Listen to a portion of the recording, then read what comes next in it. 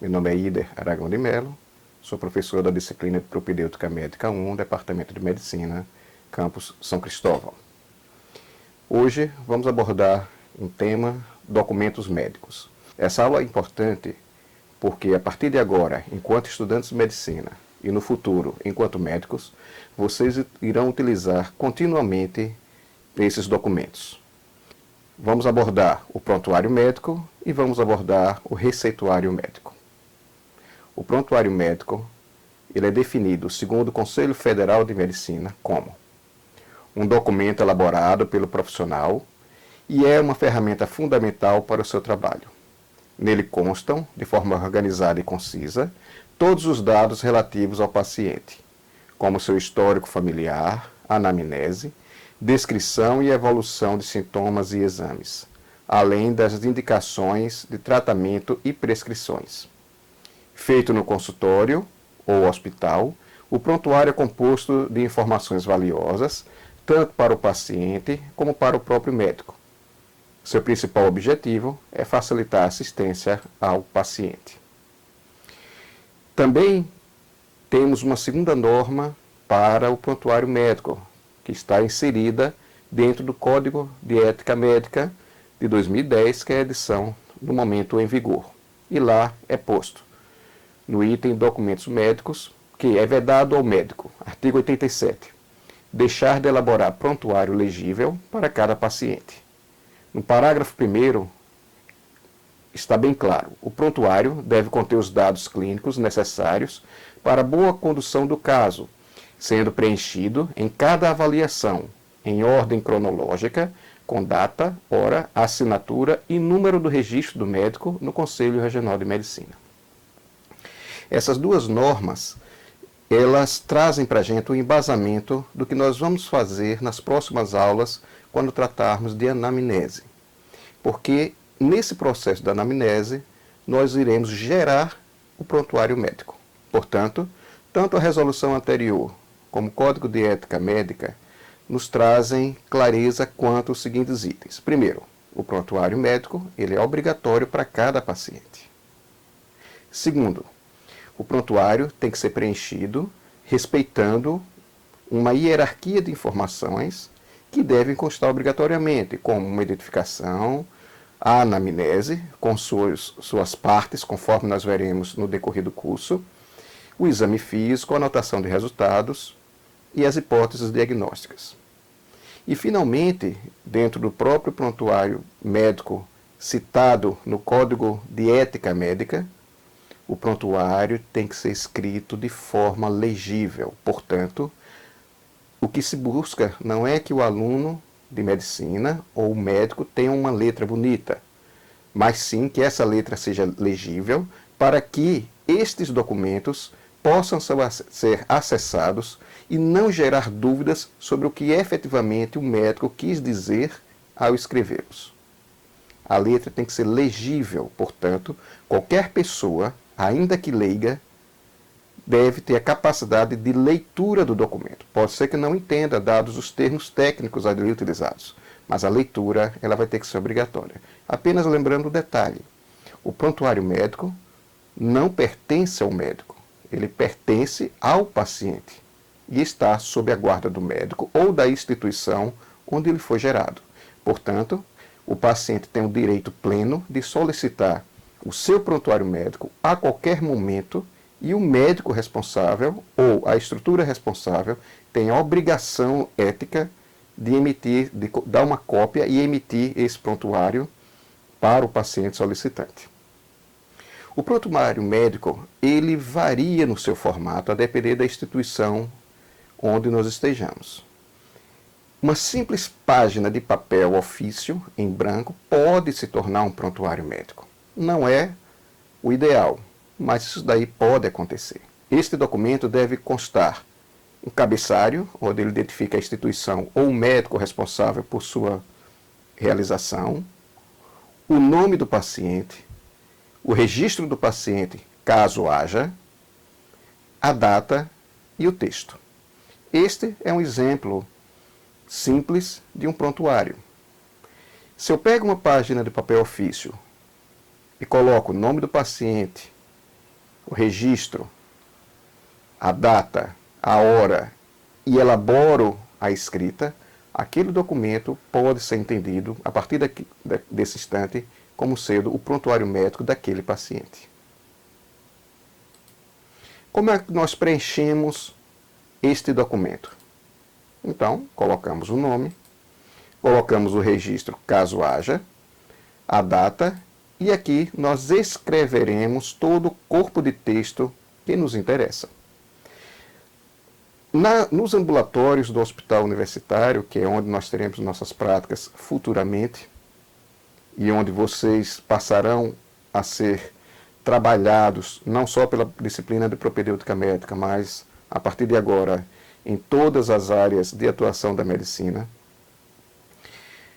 é de boa norma que este texto ele contenha, logo de início, as hipóteses diagnósticas que já foram emitidas para esse paciente no seu passado, dentro daquele consultório ao qual você faz parte. Isso daí vai facilitar a organização do prontuário e vai facilitar a linha de raciocínio na hora de atender os pacientes que porventura cheguem a vocês. O segundo documento que nós vamos tratar é o receituário médico. Aqui também é um modelo hipotético, onde nós temos a identificação do documento através do receituário médico, o nome da instituição ou do médico responsável por este bloco, especificamente, e ele é composto desses dois itens anteriores e do nome do paciente. Esse daqui é um modelo chamado de receituário simples. É o receituário que nós mais vamos utilizar no dia a dia. Nós vamos utilizar esse receituário para emissão de receitas, para emissão de documentos em geral, como, por exemplo, uma declaração médica, um atestado médico, um relatório médico. Nós iremos fazer orientações ao paciente neste documento. Portanto, ele é um documento versátil. Ele não serve exclusivamente para anotar as medicações de que o paciente fará uso. Como é que nós preenchemos este receituário? Vamos colocar o nome do paciente. Lembrando que esse nome, assim como no prontuário médico, deve ser o nome completo, evitando ao máximo gírias, evitando-se apelidos, evitando-se abreviações. Além do nome do paciente, vamos utilizar uma simbologia médica que nos remete ao ato, o poder de prescrição que o médico tem na sua função. Colocaremos o nome da medicação ao qual nós temos interesse de prescrever, colocamos o formato de apresentação dessa medicação, aqui nesse caso utilizaremos comprimidos, lembrando que esta medicação aqui simbolizada, você tem comprimidos, você tem gotas, você tem xarope, você tem supositório. Portanto, é necessário que o médico clareie que tipo de apresentação deseja utilizar em seu paciente. Nós vamos dizer a quantidade e vamos dizer qual a massa da medicação que nos interessa. Eu posso ter de 500 miligramas, eu posso ter de 1 grama, posso ter de 250 miligramas, posso ter medicações em microgramas, então eu tenho que ser claro qual a massa que eu desejo para essa medicação. E, finalmente, a forma de utilização, onde eu devo colocar não só a quantidade de uso em cada tomada, mas a via de administração e o número de vezes em que esse remédio será utilizado pelo paciente. Chama atenção mais uma vez e insistentemente. A letra tem que ser legível. São inúmeros casos onde o médico prescreve uma medicação e na hora do aviamento desta receita, nem o balconista, nem o farmacêutico, ou muitas vezes o próprio médico, consegue identificar o que foi ali prescrito, porque ele não consegue ler a sua própria letra. Cancelamos os espaços em branco que porventura existam. Iremos colocar a cidade de onde partiu esta receita, e isso é importante, porque eu posso atender em Aracaju, em Itabaiana e em Lagarto. A depender da cidade que eu esteja, eu vou colocar no receituário, a fim de que eu saiba de onde eu emiti este receituário. Vou colocar a data da emissão e faço a assinatura constando também o CRM do médico que prescreveu. No caso, sendo o meu, eu vou colocar o meu CRM. Receita médica, ao contrário do prontuário, onde todo o seu contexto é técnico, na receita, ela deve ser emitida de tal maneira que o paciente compreenda o que está ali presente. Ou seja, se eu coloco que é para o paciente usar por via oral e o paciente não sabe o que é via oral, essa receita está comprometida.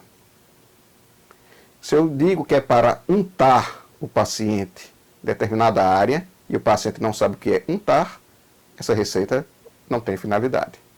Então, na receita, busquem utilizar linguagens as mais diversas, desde as mais técnicas às mais simplórias, de tal maneira que um fictício paciente consiga entender o que você prescreveu. Agora eu gostaria de propor um exercício simples para vocês. Vamos colocar em 3 etapas. Primeira etapa, monte uma receita para o paciente Ideragão, prescrevendo a ele um comprimido de Colbinex de 100 mg. É uma medicação fictícia que eu criei nesse momento. A ser tomado 4 vezes ao dia, com intervalos regulares entre as doses. Depois que prescreva a mesma medicação a ser usada apenas quando for necessário, sendo que deve haver um intervalo mínimo de pelo menos 8 horas entre as doses. E, finalmente, prescreva a mesma medicação, agora não mais como comprimidos, mas sim como um creme, que deve ser usado no antebraço esquerdo 2 vezes por dia. Espero que vocês tenham aproveitado, executem esse exercício. Poderemos discutir essas receitas durante as aulas síncronas que nós teremos durante o período, de tal maneira que vocês comecem a entender essa ferramenta para que ela tenha um bom uso a partir de agora.